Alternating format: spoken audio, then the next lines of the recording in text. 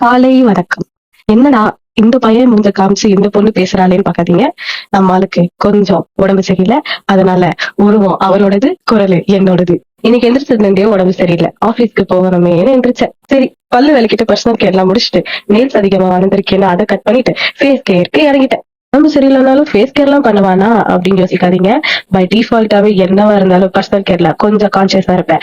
ஃபேஸுக்கு ப்ளம் பிராண்ட்ல இருந்து ஃபேஸ் டோனர் ஸ்ப்ரே, அப்புறம் ஹைட்ரேஷனுக்கு எமோலினோட மாய்ஸ்சரைசர் அட்டாச் பண்ணணும்னு எனக்கும் ஆசைதான். ஆனா நம்ம சேனல் இன்னும் அதுக்கு எலிஜிபிள் இல்ல. அதனால அந்த சப்ஸ்கிரைபையும் லைக்கையும் தட்டி விட்டீங்கன்னா உங்க ஆதரவுக்கு எப்பவுமே நான் தலை வணங்கி நிப்பேன்.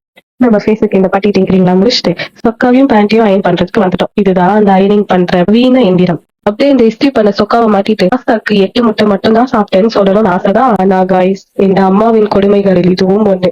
நம்ம டயட்டுன்னு சொல்ல அவங்க வாயை மூடு மூடுன்னு சொல்லுவாங்க.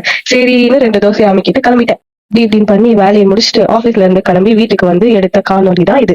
இந்த பாவப்பட்ட ஜீவருக்கு ஆதரவா இருந்து டிம்பிள் கியூட்டா வந்து படுத்துட்டா. அந்த வெறுப்புல சாப்பிட்டதுதான் இந்த பருப்பு ரசம். அதே 250 கிராம் சாதம், கொஞ்சம் சிக்கன் சாப்பிட்டு தூங்கிட்டேன். நாளைக்கு டிம்பிள ஜாகிங் கூட்டிட்டு போய் பட்ட அவஸ்தையா பாப்பீங்க. அதுக்கு சப்ஸ்கிரைப் பண்ணிட்டு உங்கள் ஆதரவை காட்டுங்கள். அது வரைக்கும் வரட்டா.